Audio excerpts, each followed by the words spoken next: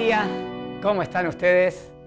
Vamos a estudiar a lo largo de este tiempo que vamos a estar con ustedes temas que tienen que ver con los principios de fe de emuná del judaísmo. Hay un concepto que se dice Yu Gimel y Karim Shel Emuná. 13 principios de fe. ¿Qué son los 13 principios de fe? Para eso tenemos que definir primero la palabra emuná.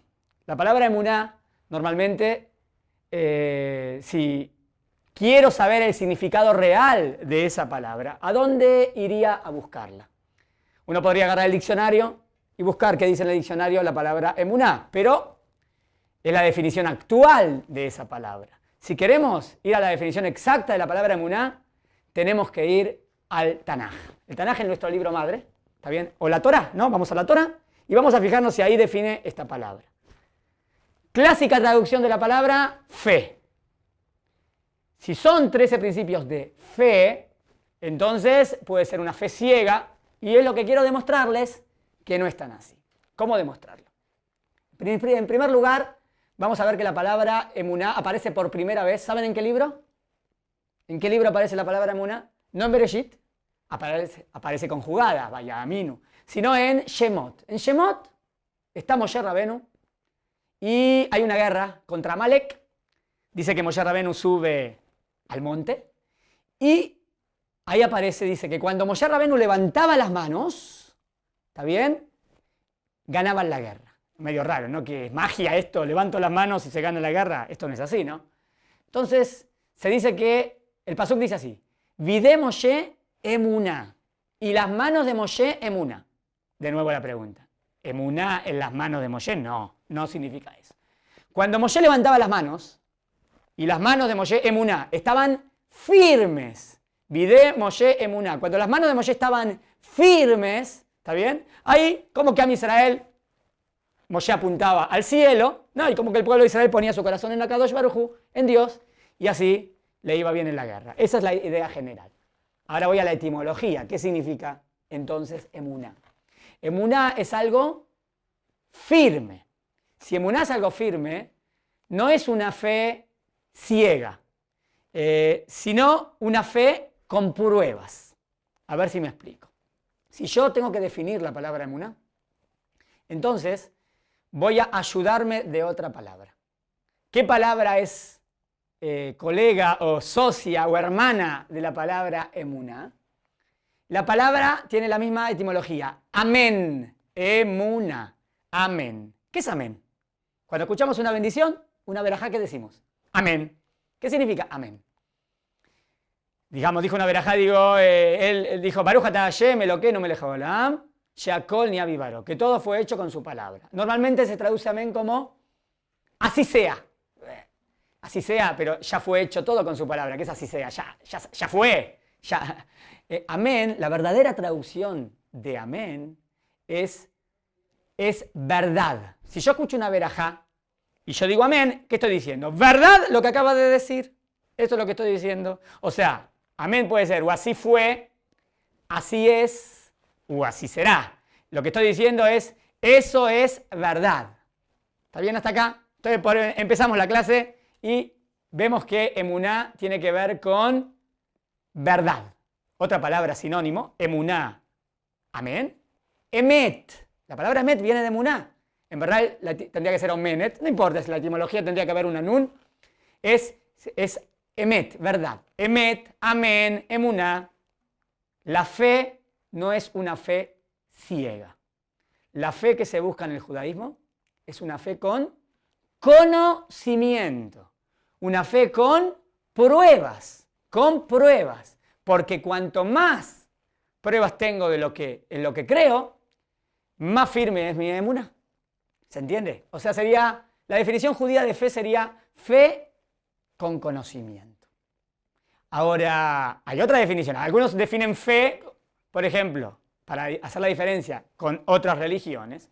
En otras religiones puede ser la emuná como, por ejemplo, en la religión cristiana, ahora es más dogmática, que son dogmas, que ellos tienen que creer en eso y esa es la fe. Y no pueden creer en algo diferente. Muy bien, perfecto. Ahora, si se demuestra lo contrario, Si se demuestra lo contrario, ellos tienen que seguir creyendo en eso. Eso es lo que en el judaísmo no puede existir. Si yo, por ejemplo, se demostró que el mundo no era el centro del universo, viene Galileo y dice, no, no es el centro, ve con el telescopio, no somos el centro del universo, quítele los ojos. ¿Cómo quítele los ojos? ¿Cómo quítele? Claro, porque nosotros decimos que es el centro del universo. No, eso es un dogma. ¿Entiendes lo que es un dogma? Un dogma es algo que vos tenés que creer, sí y solo sí, a pesar que se demuestre lo contrario. En el judaísmo no puede ser así. Si algo es verdadero, si el judaísmo es verdad, entonces se debe demostrar y no puede ser que se demuestre algo contrario y sigas creyendo en lo mismo. Eso no es fe con conocimiento. La fe en el judaísmo está basada en el conocimiento. Muy bien, entonces, si tenemos 13 principios de fe en el judaísmo, vamos a traducir mejor. 13 principios de verdad. Los 13 principios de verdad en el judaísmo son los que es la base de todo. ¿Por qué son principios verdaderos? ¿Por qué son verdaderos? Verdaderos porque son firmes, porque no tienen cambios, porque así es la realidad. O sea, cuando estudiamos los 13 principios de fe del judaísmo, lo que estamos estudiando es por qué el judaísmo me habla o le habla a la verdad o habla de la verdad. Ahora, si la emuná hubiese sido una fe ciega, entonces no teníamos que profundizar ni que estudiar nada. ¿Qué voy a estudiar si es algo que tengo que tener fe? Si tengo fe, tengo, y si no, no. No, la emuná es algo que se estudia, Muy bien. Entonces, si es así, y eso va a ser nuestro curso, vamos a hacer muchas preguntas que vamos a analizar a lo largo de estas conferencias, digámoslo así. ¿Está bien? Primera pregunta, ¿por qué el judaísmo? ¿Por qué no otras religiones? ¿Tiene alguna ventaja, alguna desventaja? Si yo digo, hablamos de judaísmo, quiero mostrar por qué, si es la verdad. Y si es verdad, se puede demostrar. ¿De qué manera? Otra pregunta. ¿En quién o en qué creemos nosotros? ¿Podemos definirlo a Kadosh Baruj Hu, a Dios? ¿Quién es Dios? ¿Cuál es la mejor definición de Dios? Puedo decir todopoderoso, creador del mundo, Shomer Israel, protector de Israel. ¿Cómo puedo definir a Dios? Cuando definimos a Dios, por eso dijimos, ¿en quién creemos? ¿Quién es Dios para nosotros? Eso va a ser lo primero que tengamos que estudiar. ¿Cuál es la verdadera definición de Akadosh Baruj Hu? Otra pregunta es, ¿Hashem creó el mundo? ¿Este mundo viene de Dios? ¿Dios lo creó? ¿Cómo lo creó? ¿Lo creó de la nada? El judaísmo dice, ¿se puede entender el concepto creación de la nada? ¿Qué dice la ciencia hoy en día? ¿Qué dice la Torá? ¿Pueden ir unidas o no pueden ir unidas? Vamos a profundizar. Otro punto, ¿se puede demostrar que Hashem interviene en este mundo? ¿Cómo sabemos que Hashem interviene? ¿Qué dice el judaísmo? Obvio que Hashem creó el mundo y lo mantiene. ¿Qué decían los filósofos griegos? Hashem creó el mundo y lo abandonó. Nosotros decimos, no, interviene y lo mantiene. ¿Cómo lo mantiene? ¿De qué manera? ¿Qué podemos demostrar de esto? Vamos a estudiar. Otra pregunta que tenemos que analizar, ¿existen otras fuerzas fuera de Dios? Otras fuerzas, de Dios viene todo, ¿no? Hay otras fuerzas para psicología, astrología, brujería. ¿Existe o no existe? Está claro que el judaísmo lo prohíbe, ¿no? O la brujería, obvio que está prohibido. Pero la pregunta es, ¿hay algo en eso? Porque no puede haber una fuerza independiente de Dios, ¿no? A veces hablan del mal de ojo, ¿no? Te dice, qué lindo auto que tenés, ¡ta! Y chocaste, me tiró el Ainarra, me tiró el mal. Existe, pero si todo viene de Hashem, no tengo que tener miedo a otra cosa, ¿no? Él es el único, Él es el que maneja todo. Y todas las fuerzas deben depender de Él. ¿De cómo ve el judaísmo esas cosas? ¿Hashem quiere algo de nosotros? ¿Qué quiere de nosotros? ¿Puedo saber lo que Él quiere de mí?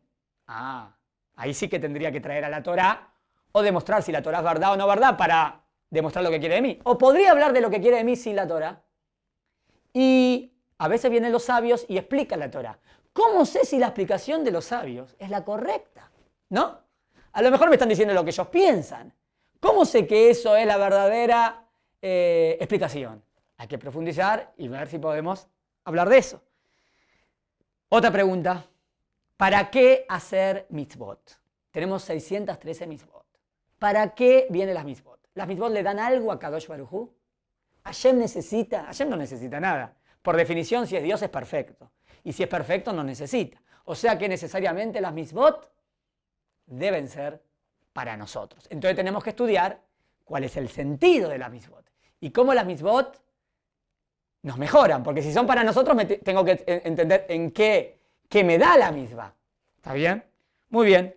Si es así, si todas las mitzvot tienen que tener su lógica y tienen que ser lo mejor para nosotros, a veces vemos mitzvot que no le vemos ningún sentido. Por ejemplo, está la mitzvah de Amalek, destruir a un pueblo, Amalek. ¿Dónde está la ética y la moral en la Torá cuando me habla de destruir a un pueblo? No es moral. Obvio, por eso estamos haciendo estas clases que yo quiero explicar que no es tan así como se piensa. No, hay que ver qué representaba Amalek. ¿Y qué pasaba si Amalek quería mejorar? Pero si Amalek representa el mal en sí mismo y quiere ser mal y seguir destruyendo, bueno, tendrá su pena. Pero, ven, hay que estudiar cuál es la lógica de las mitzvot. A veces no vemos la lógica, pero para eso hay que tratar de estudiar y para eso estamos. Otras preguntas que tenemos que contestar, muy importantes. ¿Existe el libre albedrío? Y obvio, el hombre elige. Pero si Dios sabe todo, si Dios sabe lo que yo voy a hacer mañana, entonces no tengo libre albedrío, ¿es verdad? Suena medio dogmático. Si hay libre albedrío, no sé si Dios puede saber todo. Si Dios sabe todo, ¿dónde está la elección? ¿Cómo el judaísmo contesta esto? Porque el judaísmo sostiene, Dios sabe todo y hay libre albedrío. Vamos a ver cómo lo explica Maimónides. ¿Por qué solamente nosotros los judíos tenemos que cumplir las mitzvot? ¿Por qué no todas las naciones? Si la mitzvot es lo mejor para la humanidad, que sea obligación para todos. Pero sepan que un no judío que cumple las 7 mitzvot básicas para la sociedad, él ya tiene parte en el mundo venidero. O sea, que con esas 7 mitzvot él se gana una recompensa muy grande. Entonces, ¿por qué 613 mitzvot? O sea, si la Torah es lo mejor, que se la dé a todos. Y si no, ¿por qué para los judíos 613 mitzvot y a los no judíos 7 mitzvot? No se entiende. ¿Y qué piensa el judaísmo? 3 preguntas más, de las más fuertes. Una es, ¿por qué existe el mal? Si Hashem es todo bondad y es todo bueno, el mal no tendría que existir, ¿no? ¿Por qué hay gente justa que sufre? Tzadik Berralo, Rasha Betoblo, hay gente mala que le va bien. No todos los justos les va mal, no todas las personas malas les va bien, pero si Dios maneja el mundo con justicia y es todo principio de fe, ¿por qué a veces no lo vemos? ¿Y cuál es la pregunta del siglo para este punto? Que no sé si hay respuesta. La pregunta del holocausto. Así es. Pero la pregunta, fíjense, es ¿por qué Hashem no intervino para interrumpirlo? ¿Está bien? La pregunta no es por qué Hashem hizo el holocausto. Hashem no hizo el holocausto. El ser humano lo hizo. La pregunta es dónde estuvo el ser humano. Pero, ¿cómo puede ser? ¿Dónde está la justicia? ¿Y qué significa el mundo venidero? En el judaísmo se habla de que no termina todo acá. Hay algo más espiritual. ¿Se puede demostrar? ¿O son cuentitos? Algunos dicen, no, vio una luz y vio... ¿Es de verdad eso? ¿Se puede demostrar que existe el mundo venidero? Porque nosotros queremos estudiar y queremos hablar algo lógico. ¿Lo puedo demostrar de manera lógica? Y como último, Matam Ahaim. ¿Cuál es el sentido de la vida? Creo que esta es la pregunta más importante. ¿Para qué vinimos al mundo? Me acuerdo que en Argentina hace unos años hicieron una propaganda de Coca-Cola, ¿no? Y decía, Coca-Cola, el sentido de la vida. Ahora, analicemos un poco. ¿Cómo puede ser Coca-Cola el sentido de la vida? Pero Coca-Cola invierte mucho dinero en marketing, ¿no?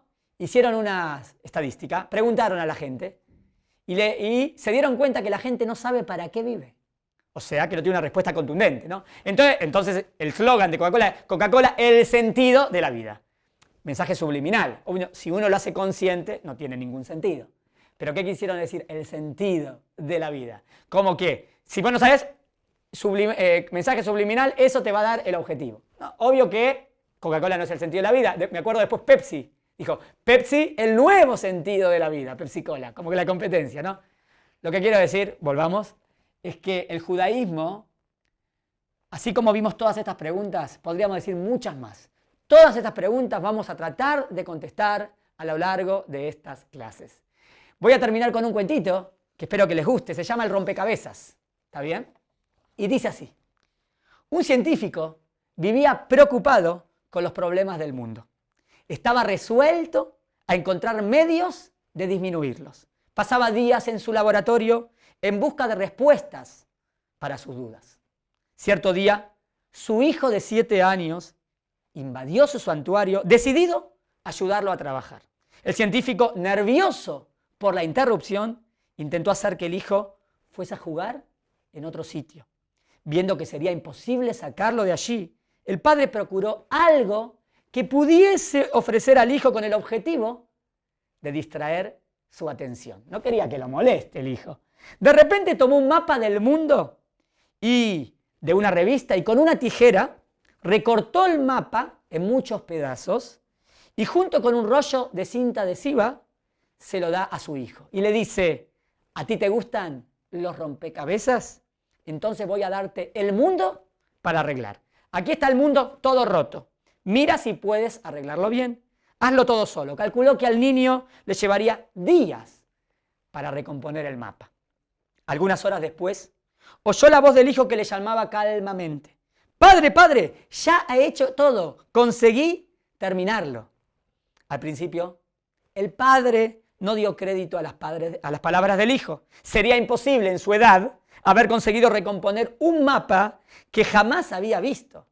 Entonces, el científico levantó sus ojos de las anotaciones, seguro de que habría un trabajo digno de un niño. Para su sorpresa, el mapa estaba completo. Todos los pedazos habían sido colocados en sus debidos sitios. ¿Cómo sería posible? ¿Cómo el niño había sido capaz? Tú no sabías cómo era el mundo, hijo mío. ¿Cómo lo conseguiste? Padre, yo no sabía cómo era el mundo, pero cuando tú quitaste el papel de la revista para recortar, yo vi que del otro lado había la figura de un hombre.